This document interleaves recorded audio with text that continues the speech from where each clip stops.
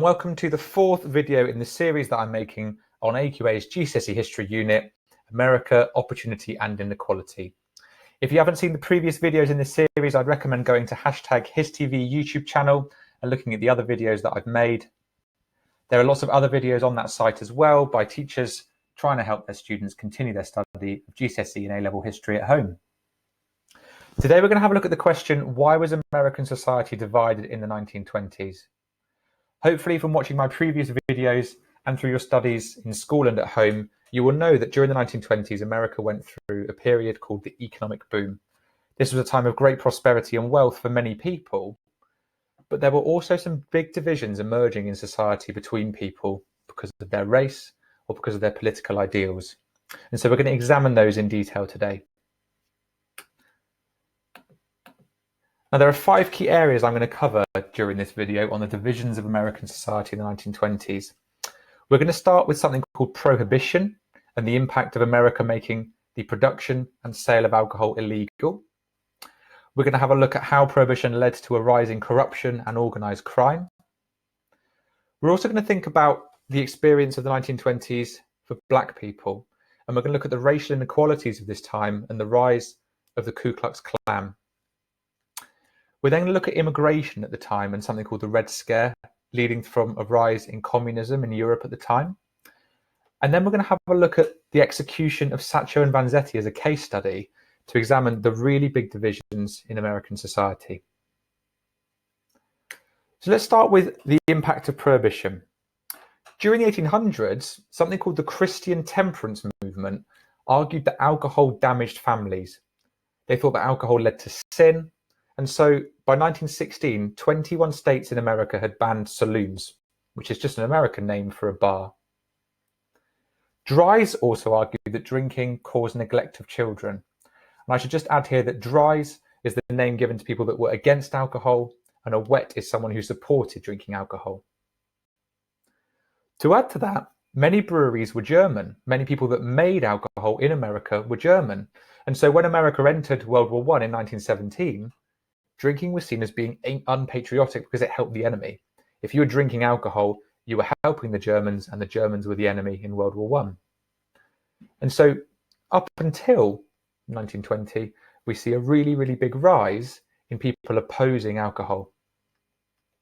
And so in 1920, the Volstead Act introduced the prohibition of alcohol. Prohibition means ban, comes from the word to prohibit, and so alcohol is illegalized. The consumption of alcohol did fall by 30% in the 1920s. People did drink less alcohol generally. And prohibition agents, members of the police force, particularly focusing on the sale and drinking of alcohol, did arrest people who made and sold alcohol. But prohibition was definitely not a success by any means. Many Americans, particularly in urban areas, in the cities, did not obey prohibition laws. And prohibition agents found it impossible to enforce the law. And because of that, bootleggers, people that made illegal alcohol, made millions from selling it. Illegal bars called speakeasies continued to sell alcohol to the American people. And so prohibition really is considered by historians to have been an absolute failure. So we now know what prohibition was. We're also going to think about the impact of prohibition on corruption and organized crime. Prohibition led to widespread corruption in the police force. Enforcement agents who were supposed to be stopping the sale and production of alcohol were bribed or given money by illegal breweries and bootleggers. And so 1 in 12 agents were sacked for corruption. And although convictions were rare, actually many judges were corrupt too. Gangs fought each other to control the trade of illegal liquor or alcohol. And so the iconic gangster Al Capone, who you've probably seen in your lessons or in films like The Untouchables, made millions supplying alcohol. And Al Capone had a huge network of corruption in the city of Chicago, and that included police officers, judges, lawyers, even the mayor of Chicago. He was a well-known celebrity, even though his gang was responsible for many murders. And so people like Al Capone and other gangsters made millions during this time. After the St. Valentine's Day massacre of 1929 and more gang violence in the streets, the pressure against prohibition increased. it was really clear that prohibition was not being forced by the prohibition agents and was leading to police corruption, but also the murder of American people. At the start of the 1920s, or 1930s, I should say, America went through an economic crisis known as the Great Depression, and you'll cover that in your next unit. A lot of pressure was put on the government to legalize alcohol because it would create jobs, but would also generate more money in tax. America needed money and jobs at this time. And so in 1933, President Roosevelt repealed or got rid of prohibition. Prohibition, as I said earlier, had been an abject failure. So one of the big divisions in American society in the 1920s was because of prohibition. You've got the wets and the dries, people who supported drinking alcohol, people that didn't. We've also got the huge rise in organized crime led by people like Al Capone. Let's shift our focus a little bit to the experience of Black Americans during the 1920s and the racial inequality they experienced. Now, even after slavery was abolished in 1863 in America, many Black Americans were still living in poverty and actually ended up working for plantation owners. In the early 1900s, many Black Americans moved north for better opportunities. This is known as the Great Migration. They moved north to the rapidly growing cities and for job opportunities. And so in the 1920s, the Black population of cities like Chicago and New York doubled. But when they got to these northern cities, what they found were not places of opportunity, they were places of prejudice. Many Black Americans continued to live in poverty. In places like Harlem, a suburb of New York, they lived in poor housing and yet paid higher rent than white Americans. And Black Americans suffered great prejudice from white residents and also clashed with Irish and Polish immigrants. There's a very famous saying that America is a melting pot of different races, people from lots of different backgrounds, but actually during this time, there were big divisions between people. During the 1920s, the Ku Klux Klan gained many members. They were a white supremacist group and they used violence and lynchings, the murder of Black people, to intimidate them. And so by 1924, the KKK had 2.4 million members. Between 1919 and 1925, over 300 Black Americans were murdered by the KKK in lynchings. The KKK had very much returned. So we've looked at the impact of prohibition and how it led to corruption and organized crime. We've thought about the racial inequality and the crime that they experienced at the hands of the Ku Klux Klan. Let's also now think about the impact that immigration had on America and something called the Red Scare. Immigration to America was increasing in the early 1900s. Because it was going through an economic boom in the 1920s, people came to America in search of a better life. Jewish people from Eastern Europe and Russia came to America to escape persecution. Italians came to America to escape poverty. But these groups of immigrants struggled to integrate into society, leading to tension between them. Now, in 1917, Russia went through the Bolshevik Revolution, or the Russian Revolution, and Russia became a communist nation. Now, this fear of communism, known as the Red Scare in America, led to racist attitudes towards immigrants. The American people worried that European immigrants would bring radical views, very different views, to America that threatened America's capitalist system.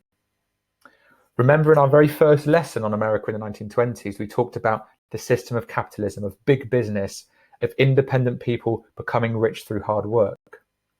Under communism, the state or government owns everything. The wealth is shared between the people. This is completely against America's capitalist system. And so this worry that communism was going to spread to America became known as the Red Scare. Anarchists, or people who were anti-government or against the government, also published pamphlets calling for the overthrow of the government. In 1919, bombs were planted in places like churches, and they were posted to 36 famous Americans and went off in 7 different cities. America worried that they were under attack by communists and by anarchists. A man called Mitchell Palmer, the Attorney General of the time, led raids that aimed to capture communists, and he worked with the head of the FBI, a man called J. Edgar Hoover, to build up files on 60,000 people. 10,000 of those were told that they would be deported.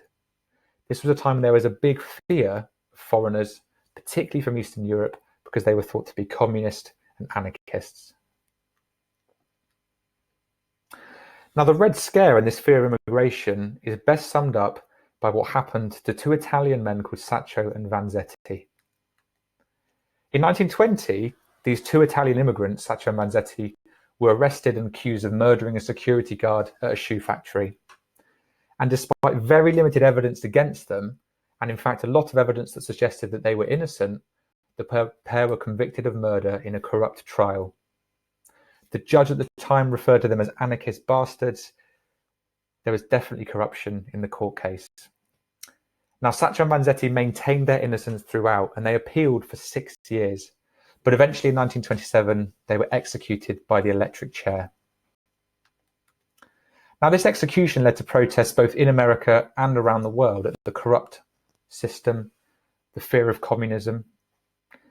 And this case shows that the power of the Red Scare and that American society was intolerant of different political views. If you didn't believe in capitalism and you believed in communism or anarchy, you were not going to have a very good time in America in the 1920s. Immigration was also controlled during the 1920s, and quotas were introduced, which basically just means a limit to the number. And that stopped immigrants moving to America in their millions. In 1917, literacy tests were introduced to check that immigrants could read basic English, and if they could not, they'd be sent back to where they came from. And between 1929 and 1924, more and more quotas were introduced, reducing the number of immigrants allowed into America to a maximum of 150,000 per year. So clearly, this fear of communism led to a fear of foreigners, and it led to immigration quotas and the appalling treatment of Sacco and Vanzetti, leading to their eventual execution. So clearly, even though we know that America was a time of economic prosperity for some, it was also a time of massive division in society. Prohibition, ban of alcohol, led to a big split in the American people, led to corruption and organized crime. For Black Americans, they experienced huge inequality both in the South and in the North. And increased lynchings and membership of the Ku Klux Klan threatened their experience and their way of life even further. And finally, then, the Red Scare led to quotas that limited immigration, best shown through the execution of Sacco and Vanzetti.